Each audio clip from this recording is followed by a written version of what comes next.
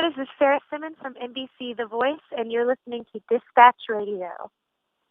All right, folks, I have a great author on with us. We're going to talk about this Noah film. We're going to talk about his books a little bit, about Hollywood. Brian Godawa, how are you, sir? Good. How about you, Brandon? Oh, we are so blessed. And Brian is the author of Noah Primeval. He also has a great book on the Hollywood worldviews, and I haven't had a chance to read them, but I love the synopsis, and it's definitely down something that we've talked about on the show several times. And I definitely can't ignore and kind of jump right into the situation with Noah. It's a very big Hollywood production of a film, and as far as I know, you haven't had a chance to screen it yet either, right? Nope, I have not.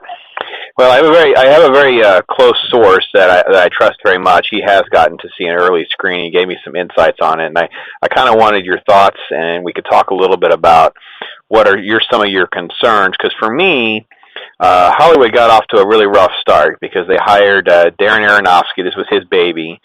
He'd been working on graphic novel stuff, Noah and all that, for years, and it kind of got delayed because of the Evan Almighty film, and then he kind of left the Wolverine franchise so he could make this movie, and right out of the bat he says it's not a biblical film, it's not going to be a religious film. I don't know about you, Brian, but that wasn't what I wanted to hear. Yeah, exactly. I mean, you know, he is a avowed atheist. He's called himself an atheist. He said he's godless, and his God is filmmaking.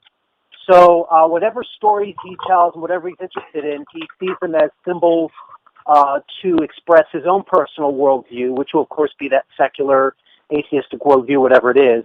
So, yeah, right off from the bat, it wasn't very positive. Now, that's not to say that an atheist can't tell the story well, and you know, if there have been many stories that have been told by non-Christians, like, you know, you can remember Chariots of Fire in the past, and there's been some other movies about Christians that have been pretty good, pretty accurate, you know, if they try to stay true to the original source.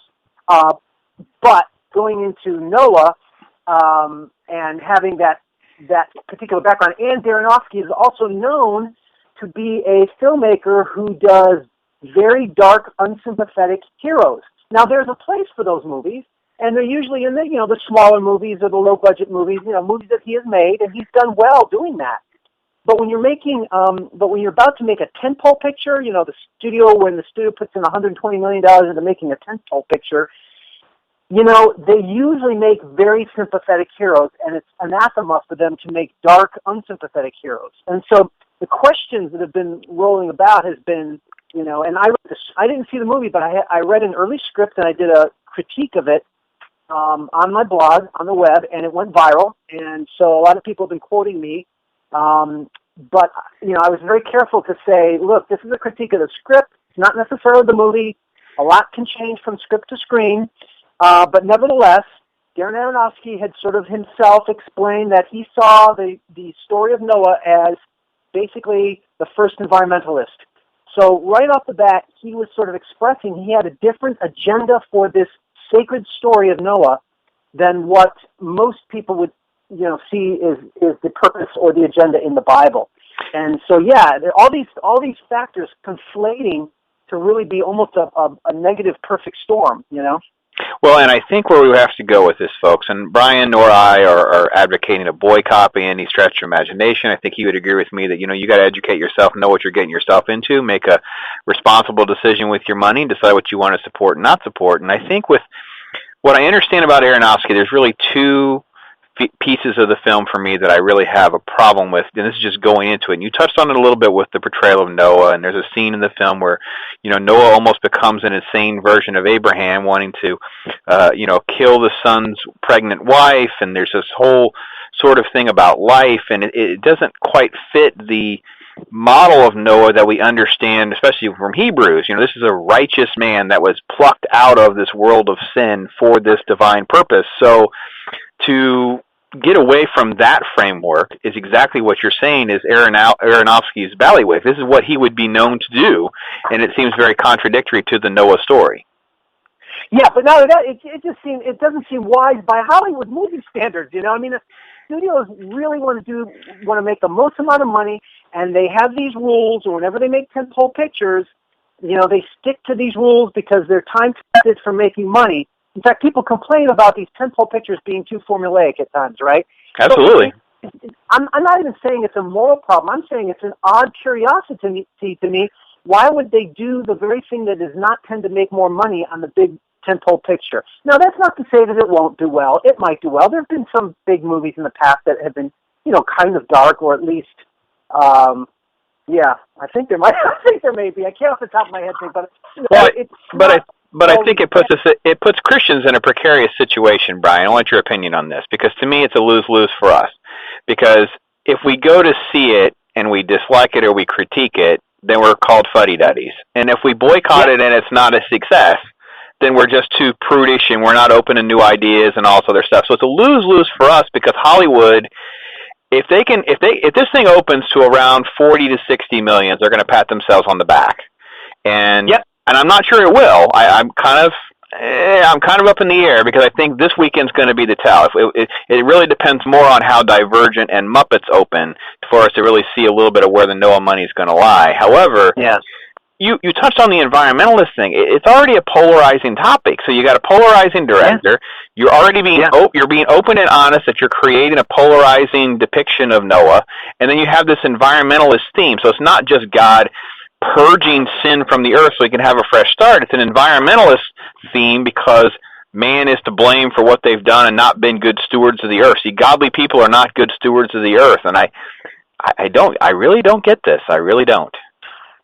You mark my sentiments exactly, where it's like, there's a sense in which it's lose-lose, and or you either have the other side of Christians who wanting to be positive, and they have a good argument that, look, the more you give your money towards projects that are in the direction of, spiritual themes such as Bible movies, the more movies like that you'll get.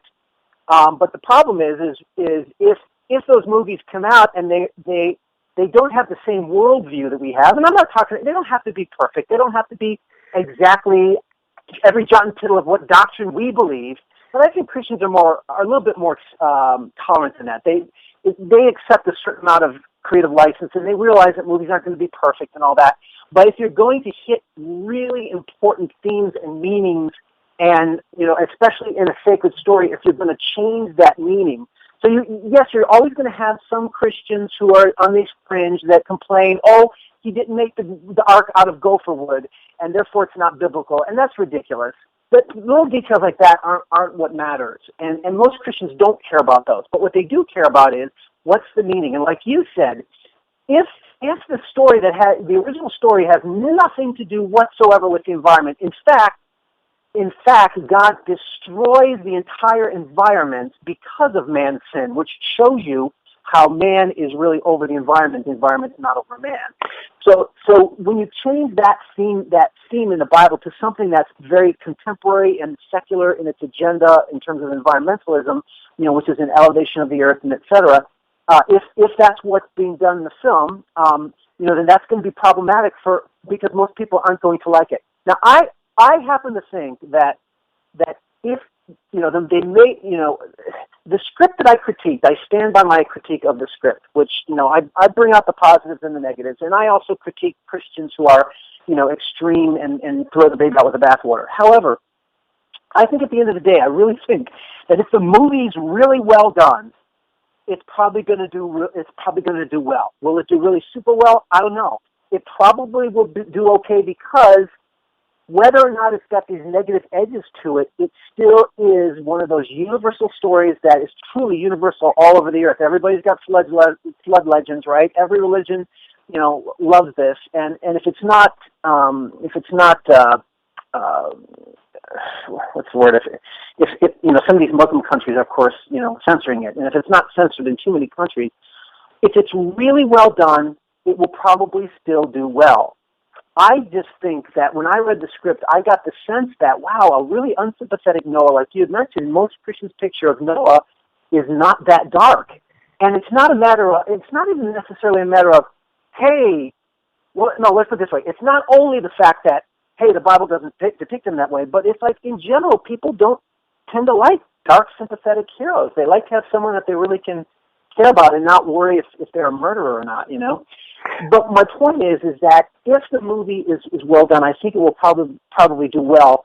But I think that the rejection of the rejection of these elements that people are talking about, the environmental aspect, the dark character of Noah, it just seems to me that if Hollywood wants to make a lot of money, they always pander to the audience, right? When they made the movie about Dallas Buyers Club, right, they pandered to the gay community. When they wanted to make the movie Philomena, they did the same thing, right?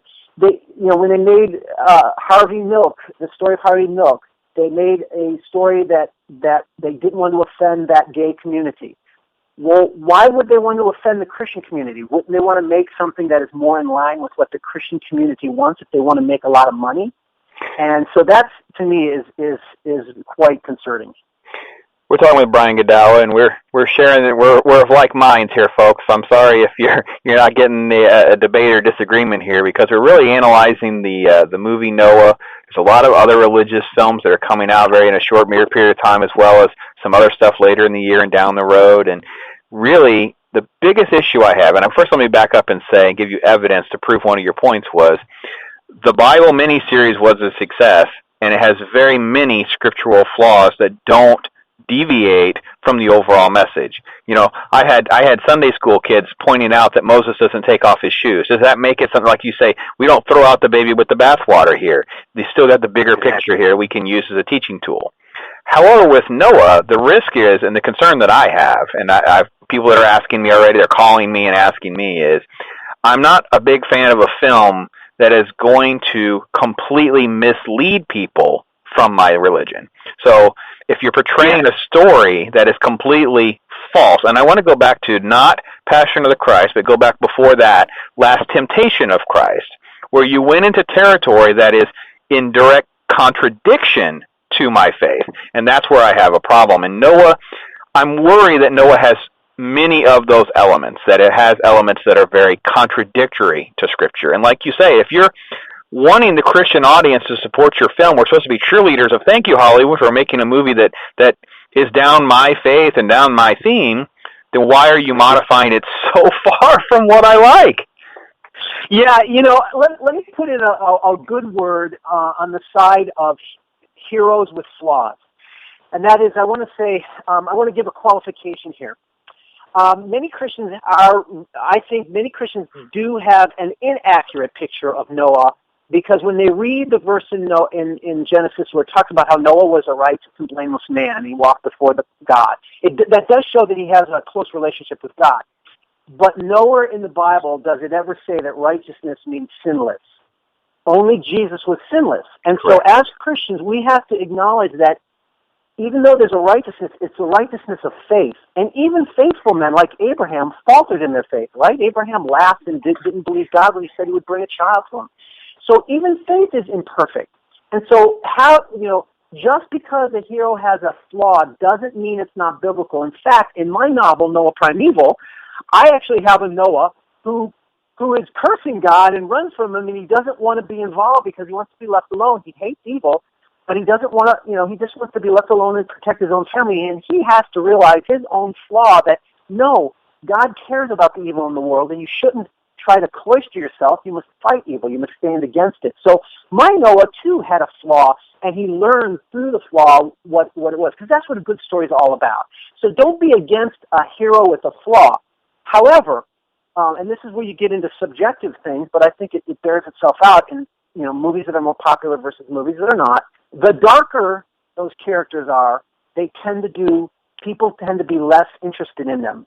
And so if you have a real dark, like for instance, if you have a hero who is a murderer, then people aren't going to tend to like that story because they don't identify with that as much as they might a person who hates someone and wants to get revenge because they murdered his wife, and he wants to murder them, but then he realizes, oh no, revenge is not the way. That we can relate to, but not necessarily someone who's just a murderer. So all these things balance as we watch a movie. We have to be careful that when we're watching a movie, Noah's going to start out, and if you're going to go see the movie, this is what I recommend is, be careful not to judge too quickly, because a lot of times Christians judge a movie in the first half because they're seeing the negative elements in the hero, but they don't realize that by the end of the story, the hero does learn something is wrong about the way he lives his life, and he changes. And so it's important to see what that change is, what's the cause of that change, and all that. And that makes a difference too. But I'm just saying that just because a hero has a flaw doesn't necessarily mean it's unbiblical. I want to get to your book, too, because I think that you can really speak to what I think will be the best aspect of Noah. Is I think it's going to be visually spectacular. I mean, obviously, when you spend this much money on a film like this, have the CGI technology at your fingertips. And I want to get your thoughts on the creatures. You know, he spoke, Aronofsky spoke very readily about having to create sort of a Middle-earth sort of atmosphere, and you've described some of these characters in your book and try to give them a life and that kind of thing. Describe what you envision and what you think that we can expect.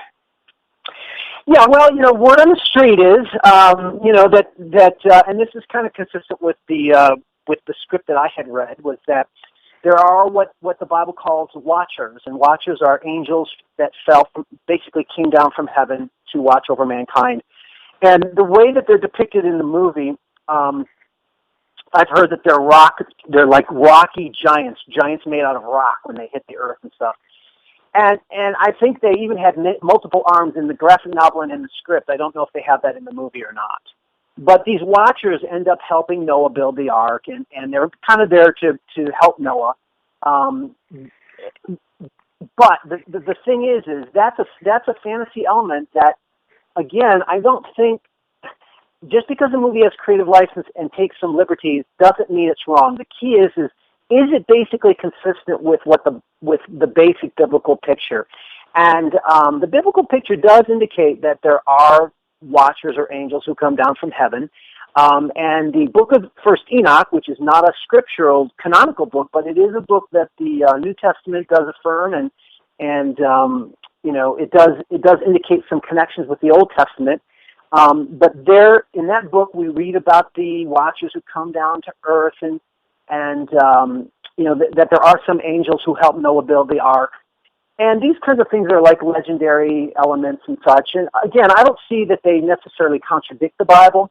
The problem comes, what's the interpretation of these watchers and how are they depicted? And that's what you have to ask yourself when you're watching this film. Are these angels, are they fallen? Why? They're rejected. They're rejected. Why are they rejected? In the Bible and in the book of Enoch, we see that these angels are actually negative characters who reveal occultic secrets to mankind and reveal things like war and bad things to man, and they corrupt mankind. So when you're watching this movie, ask yourself, well, are the angels, the way they're depicted, are they in line with that biblical perspective or not? But again, I don't have any problem with some of the fantasy elements that are being used because I use them in my novel as well. So yeah, I couldn't agree more.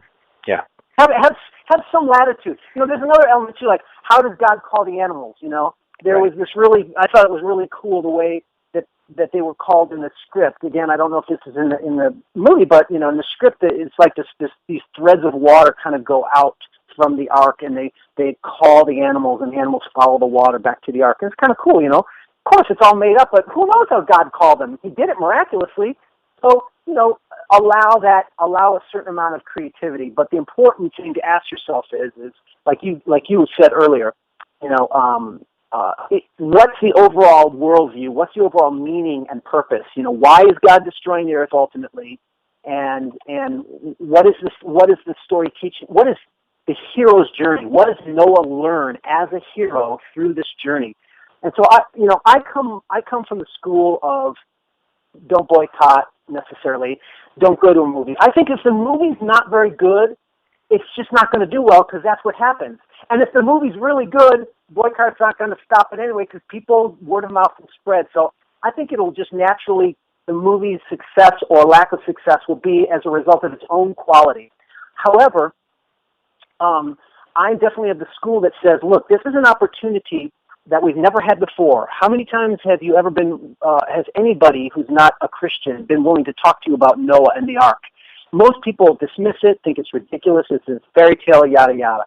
But now people are willing to talk about it. So use this opportunity and engage in the world. And, if you don't have a problem seeing the movie, see it and then discuss with people what you liked and what you didn't like.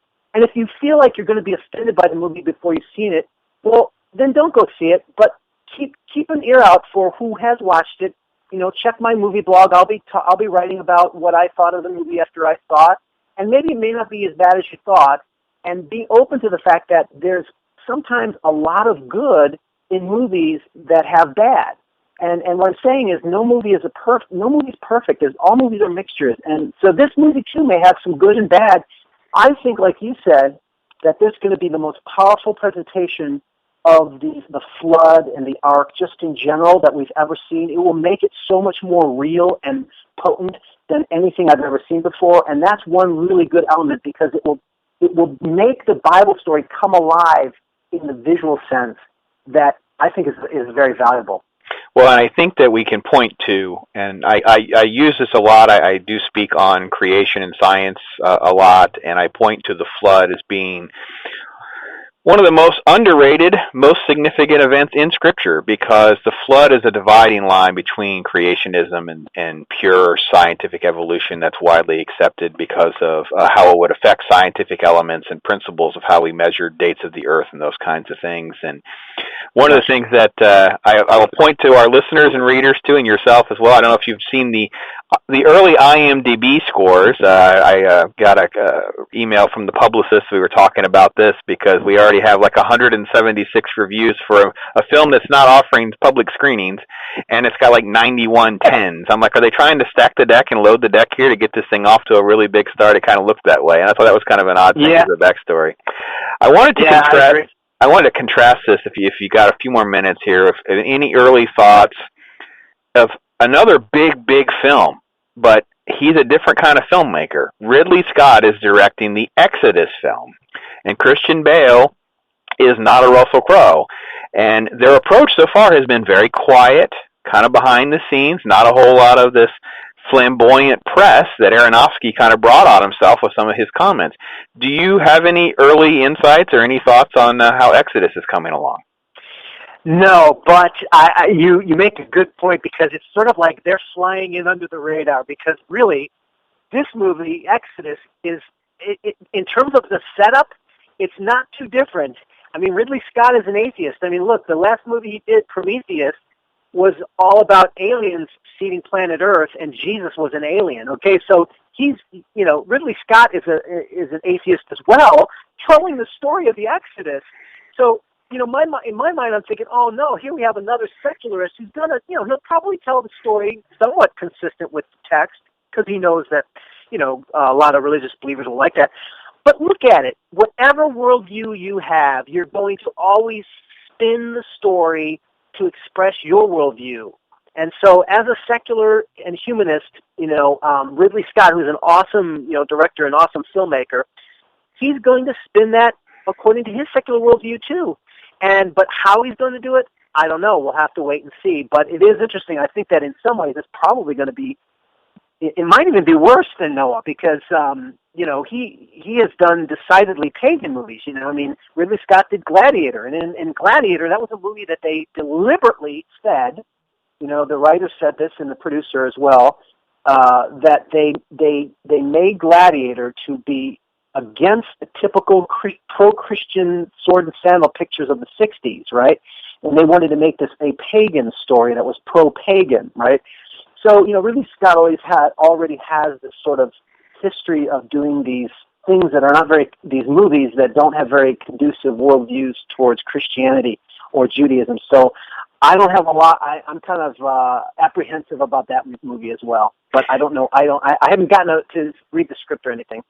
Yeah, well, it's funny you bring up Gladiator because that's a rather great example where Hollywood made a very conscious effort to promote a script, and it's an Oscar-awarding film. It's an amazing film, but notice how it's watered down to remove all Christian persecution elements. Notice that there was no mention that the Romans are persecuting Christians. We're feeding them to lions. We're setting them on fire. We're doing. The list of things to choose from that's actually got historical accuracy is completely ignored into this fantastical storm. And like I said before, the most disturbing aspect of any Hollywood film, in my opinion, when it completely distorts the truth. And it's not all about religion. That's a certain elements that I've had issues with, like a JFK movie. People watch this, they take it as truth. So that's kind of my issue is I'm not about telling you not to go and be entertained. I'm going to go see Noah most likely as well. I can't imagine why I wouldn't.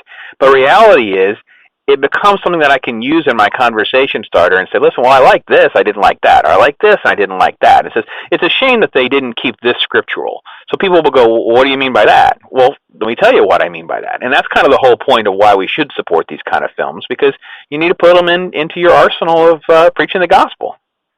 Amen, amen. I really do believe we should engage culture, and we shouldn't be afraid. Here's the other thing, too. We shouldn't be afraid to listen to viewpoints that aren't the same as ours. And you know what? If they scare us or if they challenge us, then maybe we haven't thought through our faith enough.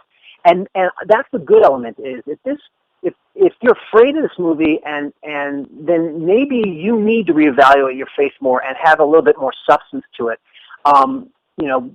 Be willing to listen to a different interpretation, because that's how you can understand how the world around you thinks, and then you through that experience it challenges you to be able to learn how to express the gospel or the truth that you know to them. Like you said, talk about first. In fact, those are the advice I give to people is, go to a movie. Look, I did this with Avatar. Avatar was obviously Avatar was a truly pagan earth worship movie, right? Absolutely. But I loved it. I thought it was fantastic, and I saw the thing twice, and but then I went and I told people, here's what I liked about the movie, but then here's what I didn't like, and I explained the earth worship. I even wrote an article critiquing Avatar as well.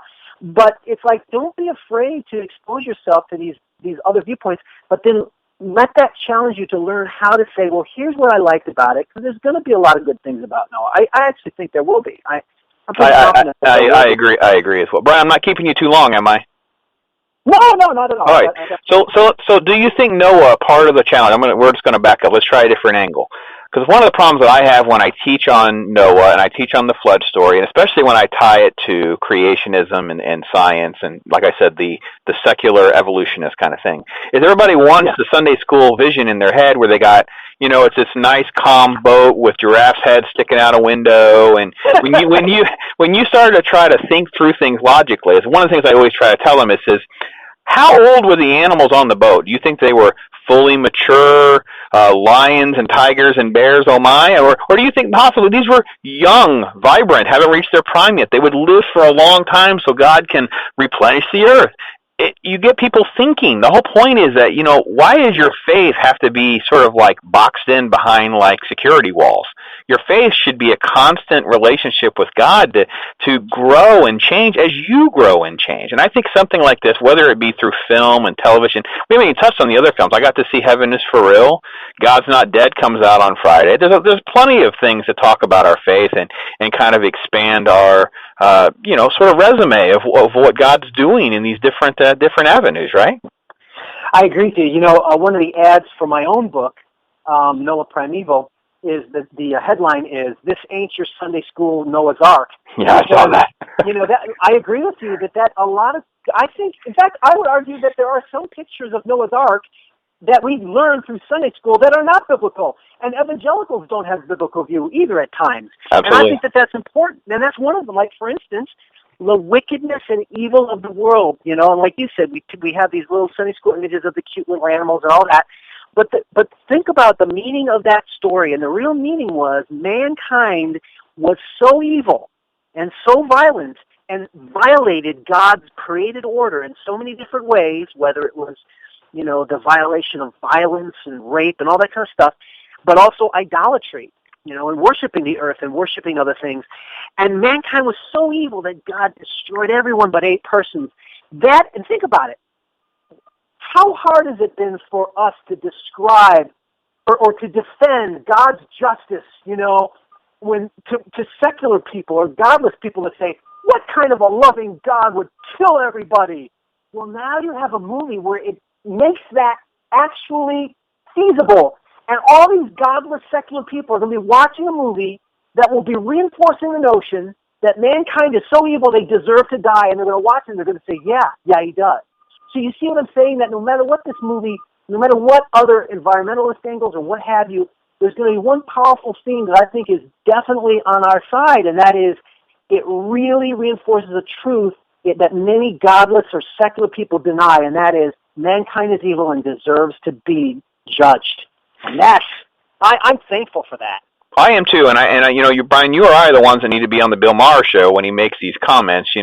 God got away with mass murder, blah blah blah blah blah. Well, yeah, we deserved it, and that's what it should be said. I should look at Bill in the face and go, "Yeah, Bill, we deserved it." And got to be honest, sometimes I watch my own society, and I get a little nervous that he won't flood us, but what will he do to us next? Because we get so far away, and we thumb our nose at him. So I know you don't believe in him, but for the rest of us, we get a little concerned.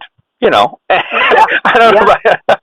So absolutely. And I genuinely think that is one of the, if that's the case in this movie, and I suspect that it is, that will be one of the biggest blessings that we get from this movie. Whether or not you agree with all the elements, and even if you think that even if it doesn't support fully the biblical God, it's going to communicate some powerful truths like mankind's desert for judgment, which itself is the first step of persuading people in the gospel.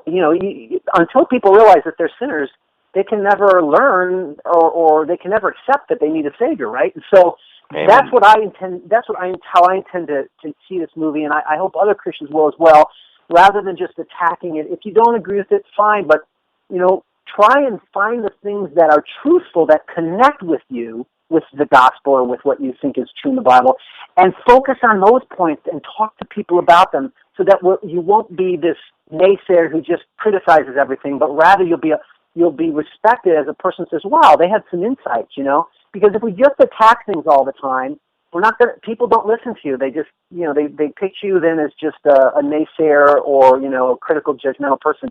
But if you're able to find what's good or true in it and focus on that and spin it or guide that your perception and your discussion with them, guide it in the direction of the truth, then I think that's being wise as serpents and innocent as doves. Awesome stuff. We're going to link to your books there on Amazon. Folks can get a copy of those. And Brian, hang on the line with me real quick. Let's wrap this up, though, and I want to talk to you offline. And great stuff. We're going to link to his sites. We're going to link to his books, folks. You can get more of that. I got great conversation with Brian. We're going to have him back, and we'll talk some about this again. Thank you again, sir. All right. Thank you. Talk to you later.